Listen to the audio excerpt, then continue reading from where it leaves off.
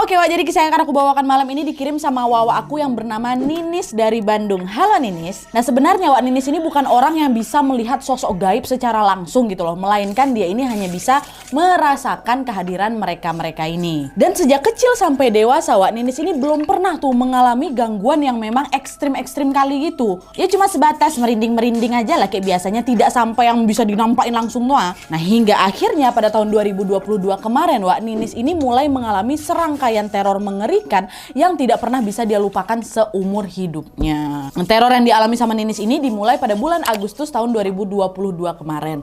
Pagi itu, Ninis yang berprofesi sebagai staf tata usaha hendak berangkat ke sekolah tempat dia bekerja yang berjarak kurang lebih 30 km Wak, jauh kali, dan membutuhkan waktu kurang lebih 1 jam perjalanan dari rumahnya. Dengan mengendarai motor sendirian, Ninis ini menembus kabut untuk sampai ke sekolahnya. Di perjalanan itu Wak, Ninis ini harus melewati area hutan yang cukup sepi kali. Dan ketika dia memasuki wilayah pepohonan Wak, Ninis mulai merasa kok ada sesuatu yang janggal gitu kan. Dan kalian tahu entah kenapa pada saat itu Ninis ini merasa seperti ada sosok asing yang mengikuti dia dari belakang. Ninis pun coba lah kan ngintip dari spion motor kan untuk memastikan prasangkanya itu. Dan pas dia ngintip ke spionnya Wak, betapa terkejutnya si Ninis ini ketika dia melihat ada sosok berjubah hitam yang lagi ngikutin dia dari belakang. Ya Allah, langsung si Ninis ini berteriak, "Astagfirullahaladzim, siapa itu?" katanya. Dengan perasaan yang gak karuan, Ninis pun langsung melajukan motornya dengan kecepatan tinggi. Ya Allah, dia langsung ngegas kan Wak. Nah pada saat itu Ninis hanya berharap sosok tadi tidak lagi mengikuti dia. Dan setelah si Ninis ini melewati area hutan sejauh 1 km Wak, alhamdulillahnya sosok berjubah hitam di belakang tadi mendadak menghilang nih. Ninis pun kembali lagi mengendarai sepeda motornya dengan kecepatan normal hingga dia sampai ke sekolah tempat dia bekerja. Nah setelah dia menyaksikan sosok berjubah hitam di perjalanan tadi Wak, sebenarnya Ninis ini udah mulai ngerasa was-was lah. Tapi untungnya sisa hari itu berjalan dengan lancar seperti hari-hari biasanya. Dan setelah pekerjaan selesai, sore itu Ninis langsung balik lagi Wak ke rumahnya dengan melewati rute yang sama, persis rute yang dia lewatin tadi pagi itu ha. Dan ketika melewati area hutan Wak, perasaan Ninis kembali jadi was-was lagi karena dia takut sosok berjubah hitam yang dia tengok tadi pagi itu tiba-tiba bisa datang lagi gitu. Karena ketakutan dia pun selalu membaca doa di sepanjang perjalanan pulang. Dan untungnya pula Wak, kekhawatiran si Ninis ini ternyata tidak terjadi gegara sosok berjubah hitam yang ngikutin dia tadi pagi itu nggak muncul waktu dia balik. Dan hari itu Ninis pun bisa pulang ke rumah tanpa mengalami gangguan apapun. Nah keesokan harinya Wak, Ninis pun kembali melakukan aktivitas seperti biasa, yaitu berangkat ke sekolah di pagi hari untuk bekerja dengan melewati jalan yang sama. Nah karena perjalanan pulangnya kemarin itu aman-aman aja, pagi itu Ninis ini jadi lebih berani lah ceritanya ya kan. Tapi sayangnya Wak, ketika dia melewati area hutan, secara mengejutkan sosok berjubah hitam itu datang balik ngikutin si Ninis lagi.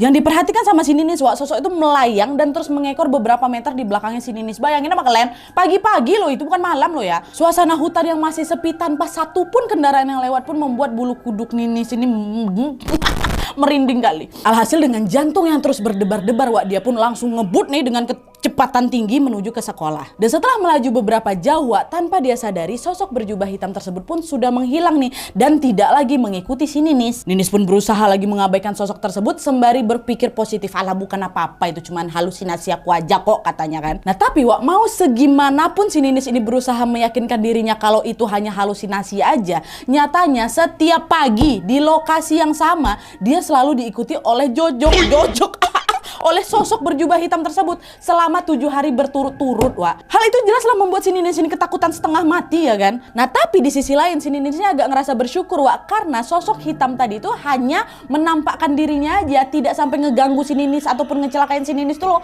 enggak. Dan yang bikin keadaan ini jadi makin seram adalah entah kenapa nih Wak ya, sejak Ninis melihat kehadiran sosok berjubah hitam itu, di saat yang bersamaan dia ini juga jadi semakin sensitif gitu dengan kehadiran sosok-sosok lainnya tau kalian. Dan inilah Wak yang membuat si Ninis ini terlibat dalam teror horor berikutnya.